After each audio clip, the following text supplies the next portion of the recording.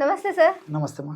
Sir, ఊపిరితిత్తులు అంటే lungs infection అయిన వాళ్ళకి, సో ఎక్కువగా ఊపిరి సరిగ్గా తీసుకోలేని వాళ్ళకి ఏమైనా మంచి హోమ్ మేడ్ రెమెడీస్ ఏమైనా ఉన్నాయని అడుగుతున్నారు. సో వాళ్ళ కోసం మన ప్రేక్షకుల కోసం తప్పకుండా చెప్తానమ్మా. సో ఊపిరితిత్తులని శక్తివంతంగా, బలంగా, ఆ యొక్క సమర్థవంతంగా పనిచేసేందుకు మనం ఇప్పుడు చెప్పుకోబోయేటువంటి ఔషధం చాలా చక్కగా పనిచేస్తుందమ్మా. ఈ యొక్క ఔషధం వాడుకోవడం వల్ల దగ్గు సమస్య తగ్గిపోతుంది, ఆయాసం సమస్య తగ్గిపోతుంది, అదేవిధంగా నెంబు లాంటివి ఏదైనా ఉన్నప్పుడు ఆ యొక్క సమస్య తగ్గిపోతుంది. సో ఊపిరితిత్తులకు సంబంధించినటువంటి వివిధ రకాలైన సమస్యలు తగ్గించేందుకు అద్భుతమైనటువంటి పానీయం. మనం ఈ యొక్క ఔషధాన్ని ఈ యొక్క పద్ధతిలో వాడుకోవడం వల్ల చక్కటి ఫలితం కూడా కలుగుతుందమ్మా. ఓకే, దానికి కావాల్సిన పదార్థాలు ఏంటి అనేది చూసేద్దాం. కేవలం 4 పదార్థాలమ్మా. మొట్టమొదటిది తమలపాకులమ్మా. ఈ తమలపాకులు, రెండవది దాల్చిన చెక్క, మూడవది లవంగాలు, 4వది మిరియాలు. ఈ 4 పదార్థాలతో ఊపిరితిత్తులకు సంబంధించినటువంటి వ్యాధులు త్వరగా తగ్గేందుకు, ఊపిరితిత్తులకు సంబంధించినటువంటి వ్యాధులు రాకుండా ఉండేందుకు కూడా ఈ యొక్క ఔషధం ఉపయోగపడుతుందమ్మా. అలర్జీ ఈ యొక్క ఔషధం వల్ల తగ్గిపోతుంది. అదే కాకుండా ఇన్ఫెక్షన్స్ రాకుండా, వచ్చినటువంటి ఇన్ఫెక్షన్స్ తగ్గేందుకు ఈ యొక్క ఔషధం ఉపయోగపడుతుంది. వ్యాధి నిరోధక శక్తి పెరగడం వల్ల ఊపిరితిత్తులు బాగా సమర్థవంతంగా పనిచేసేందుకు ఈ ఔషధం ఉపయోగపడుతుంది. వీటన్నిటికి తోడు ఊపిరితిత్తుల భాగంలో సంకోచ వ్యాకోచాలు, ఊపిరితిత్తుల నాళాల్లో సంకోచ వ్యాకోచాలు బాగా జరిగి చక్కటి రక్త ప్రసరణ జరిగి చక్కటి ఆక్సిజన్ మరి మనకు ఊపిరితిత్తులకు అంది ఆ ఊపిరితిత్తుల్లో తయారైనటువంటి చెడు పదార్థం అంతా తొలగించేందుకు కూడా ఈ యొక్క ఔషధం చాలా చక్కగా ఉపయోగపడుతుందమ్మా. మొట్టమొదట ఒక పాత్రలో ఇంచుమించు ఒక 200 ml నీళ్ళు ఈ విధంగా తీసుకోవాలమ్మా. 200 ml వాటర్ ఒక పాత్రలో ఈ విధంగా తీసుకోవాలి. ఈ విధంగా తీసుకున్న తర్వాత 2 తమలపాకులమ్మా బాగా శుభ్రంగా కడిగేసేసి, తుడిచేసేసి ఈ విధంగా తయారు చేసుకున్నటువంటి ఈ తమలపాకుల యొక్క 2 తొడిమెలు కూడా తొలగించేసేయాలమ్మా. చూసారు కదమ్మా. ఈ విధంగా తొలగించిన తర్వాత ఈ తమలపాకులని ఈ విధంగా చిన్న చిన్న ముక్కలుగా చేసేసి ఇందులో వేసేయాలన్నమాట. అట్లే ఇందులో ఒక 3 మిరియాలు కూడా వేసేయాలమ్మా. 3 లేదా 4 మిరియాలు వేస్తే సరిపోతుంది.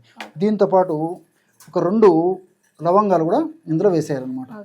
చివరగా కాస్త దాల్చిన చెక్క ముక్క కూడా వేసేయాలమ్మా.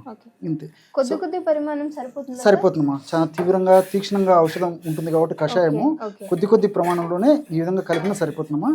సో ఈ పద్ధతిలో ఈ పదార్థాలని బాగా కలిపిన తర్వాత ఒక 200 ml నీళ్ళకు గాను 100 ml నీళ్ళు మాత్రమే మిగిలినట్టు మంట మీద మరిగించేసేయాలమ్మా. సో ఈ విధంగా మరిగించడం వల్ల తమలపాకులో ఉన్నటువంటి రసాయన గుణాలన్నీ కూడా ఈ నీళ్ళలోకి వచ్చేస్తాయి.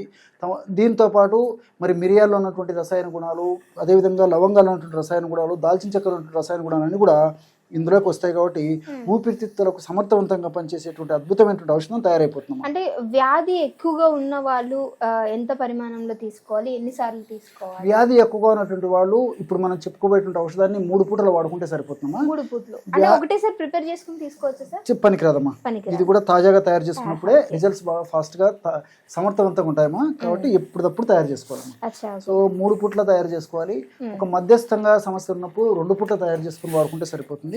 సమస్య కొద్దిగా ఉంటే 1 పూట వాడినా సరిపోతుంది.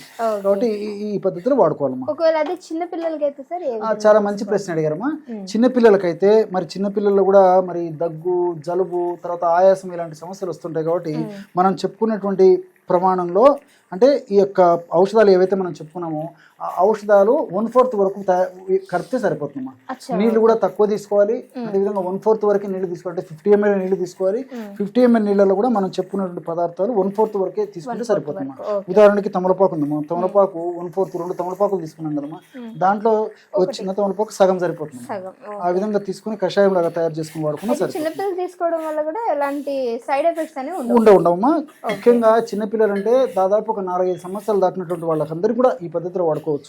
మరి 4 సంవత్సరాల లోపు ఉన్నటువంటి వాళ్ళకంటే, అంటే సంవత్సరం నుంచి 4 సంవత్సరాలు 5 సంవత్సరాల మధ్య ఉన్నటువంటి వాళ్ళకైతే ఈ విధంగా తయారు చేసుకున్నటువంటి కషాయాన్ని అంటే తక్కువ ప్రమాణంలో తయారు చేసుకున్నప్పటికీ 1 స్పూన్ ఉదయం 1 స్పూన్ సాయంత్రం ఇస్తే సరిపోతుందమ్మా. సో 2వ డోసు కూడా కాస్త వెచ్చ చేసి ఇస్తే సరిపోతుందమ్మా. సో రెగ్యులర్ గా వాడకూడదు, కానీ 4-5 రోజుల పాటు మాత్రం ఉదయం తయారు చేసుకున్నది సాయంత్రం కూడా వాడుకోవచ్చు. సో చిన్నపిల్లలకు ఆ విధంగా తక్కువ డోసు వాడాలి. పెద్దలకైతే నేను చెప్పిన పద్ధతిలో తయారు చేసుకుని వాడుకుంటే సరిపోతుందమ్మా. మరుగుతున్నాయి కదమ్మా. ఈ విధంగా మరిగేటప్పుడు స్టవ్ కట్టేసేయాలమ్మా. తీసేయండి అమ్మా, స్టవ్ కట్టేసేయండి. స్టవ్ కట్టేసిన తర్వాత ఈ పదార్థము కొంచెం కాస్త చల్లబడాలి. చల్లబడిన తర్వాత గోరువెచ్చగా అయిన తర్వాత అంటే పొగలన్నీ తగ్గిన తర్వాత దీన్ని వడగట్టేసేయాలమ్మా. సో భరించగలిగిన గోరువెచ్చగా ఉంది. ఎగ్జాక్ట్లీ అమ్మా. కొంచెం అంటే ఎక్కువ కాలుతుంది కాబట్టి పొగలు వస్తున్నాయి కాబట్టి కొంచెం గోరువెచ్చగా ఉన్నప్పుడు వడగట్టుకుంటే ఇంకా బాగుంటుందమ్మా, ఇబ్బంది ఉండదు. కాబట్టి కాస్త కొంచెం చల్లారిన తర్వాత వడగట్టితే సరిపోతుంది.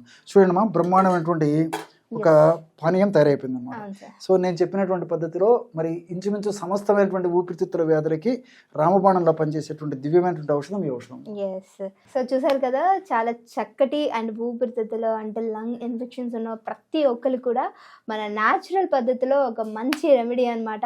సో మీ అందరు కూడా ట్రై చేయాలి అనుకున్నా, ఎందుకనంటే న్యాచురల్ పద్ధతిలో ఏదైనా సరే మన బాడీకి ఎఫెక్ట్ అనేది చూపించుకునే ఉంటుంది.